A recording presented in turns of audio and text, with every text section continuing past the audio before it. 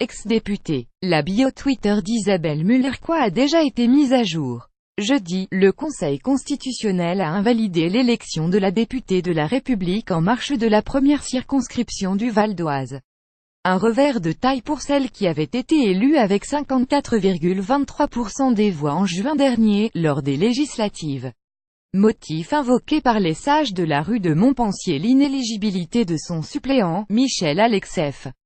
La parlementaire pouvait-elle le savoir dans leur décision? Les sages se sont appuyés sur l'article LO 132 du Code électoral.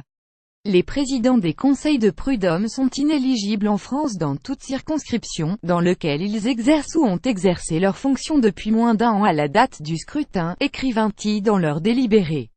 Car le suppléant d'Isabelle Muller-Coix occupait justement le siège de président du Conseil des prud'hommes de Pontoise en janvier 2017, soit 6 mois avant la date du premier tour. QPC. Lors de son audition, Isabelle Muller-Coix a assuré qu'elle n'était pas au courant de cette ligne de CV de Michel Alexeff. J'aille vérifier les inéligibilités pour moi, je n'aille pas penser à le faire pour lui, a martelé ce maître de conférence en droit public, constitutionnel et administratif devant les sages. Pourtant, avant le scrutin, tous les candidats peuvent prendre connaissance d'un « mémento » dans lequel le ministère de l'Intérieur détaille les incompatibilités concernant le mandat de député.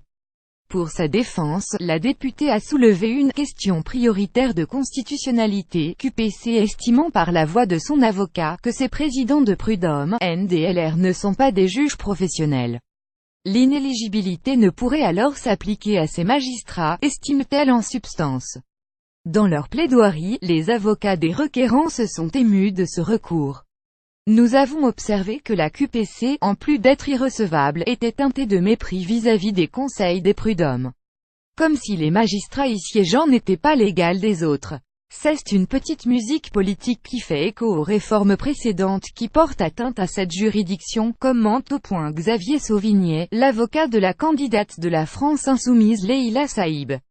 Elle s'est accrochée à son mandat mardi. Le Conseil des sages présidé par Lionel Jospin a balayé d'un revers de main la QPC. Le Conseil constitutionnel ne peut être saisi d'une question prioritaire de constitutionnalité relative à une disposition qu'il a déjà déclarée conforme à la Constitution. En avril 2011, les locataires de la rue de Montpensier avaient déjà statué sur ce point d'inéligibilité des présidents des tribunaux de commerce et les présidents des conseils de prud'hommes. Et maintenant une élection partielle sera organisée d'ici 2018 dans la première circonscription du Val d'Oise. Nous prenons acte de la décision souveraine du Conseil constitutionnel. Et nous serons aux côtés de notre collègue devant les électeurs de sa circonscription à l'occasion de l'élection partielle, a assuré le chef de file des députés LREM Richard Ferrand. Isabelle Muller-Coix devrait en effet être de nouveau investie, assure-t-on chez les parlementaires de la majorité. Faute de mieux, elle va repartir. Mais notre image en prend un coup, abonde en cœur des députés macronistes franciliens.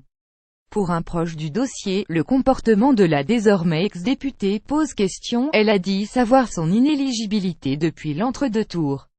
N'aurait-elle pas pu se retirer voilà 5 mois qu'elle touche sa rémunération de députée de la nation, avec les avantages inhérents à cette fonction? Elle s'est en plus accrochée à son mandat en utilisant tous les recours possibles. Contactée, Isabelle Muller-Coix n'a pas répondu à nos sollicitations.